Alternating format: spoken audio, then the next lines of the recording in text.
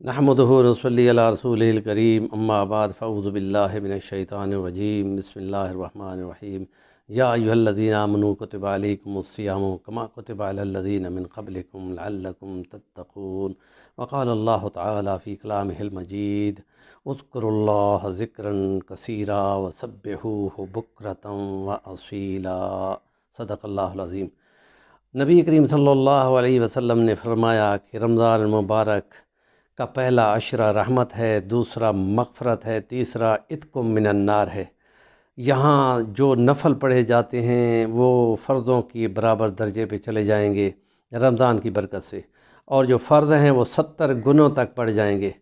اس میں ذکر اذکار کی بہت زیادہ فضیلت نبی کریم صلی اللہ علیہ وسلم نے فرمایا ہے، اور یوں فرمایا ہے کہ ان اللہ کے ناموں کو، اللہ کی صفات کو، تسبیح کو، تقدیس کو، تحمید کو، تکبیر کو اور تحلیل کو، ان کو اپنی انگلیوں پہ پڑھو کہ یہ انگلیاں اللہ کے یہاں حشر میں تمہاری گواہی دیں گی کہ تم نے اللہ کو یاد کیا ہے، اور اللہ کو اگر تم یاد کرو تو اللہ تعالیٰ تمہیں یاد کرے گا، اور اس رمضان کی برکت میں بہت زیادہ درجے بڑھ جاتے ہیں۔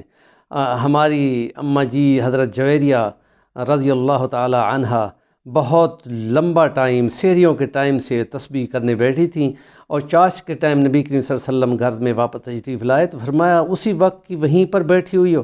جی یا رسول اللہ۔ آپ نے فرمایا اتنا لمبا ٹائم تم بیٹھی ہو، اور میں تمہیں 3 کلمے بتاتا ہوں، 4 باتیں ہیں 3 دفعہ پڑھنی ہے، وہ تم پڑھو تو اس کا اجر اس سے بڑھ جائے گا۔ فرمایا ضرور عنایت فرمائیں۔ تو آپ نے فرمایا یہ تسبیح پڑھو، 3 دفعہ صرف پڑھنی ہے، 4 کلمات ہیں، سبحان اللہ و بحمدہ عدد خلقہ ورضا نفسہ وزنۃ عرشہ ومداد کلماتہ۔ یہ ایک عالم کے بقول کہ اگر جس نے اشراق نہ پڑھنے ہو یا اس کی مجبوری ہو تو یہ 3 دفعہ پڑھے تو یہ اشراق پڑھنے کے برابر ہو جائے گا۔ اتنا بڑا ہے کہ اللہ کا کلام، کہ اس کے ذکر کے اتنے فائدے ہیں۔ اور دوسرا عشرہ اب شروع ہونے لگا ہے، آج 10 ہے، 10 کی شام سے پہلے پہلے دوسرا عشرہ مغفرت کا شروع ہو جائے گا، تو اس میں استغفار بہت زیادہ کرنا ہے، اور اس میں مسنون استغفار کون سا ہے؟ جو نبی کریم صلی اللہ علیہ وسلم نے فرمایا ہے استغفر اللہ الذی لا الہ الا هو الحی القیوم واتوب الیہ۔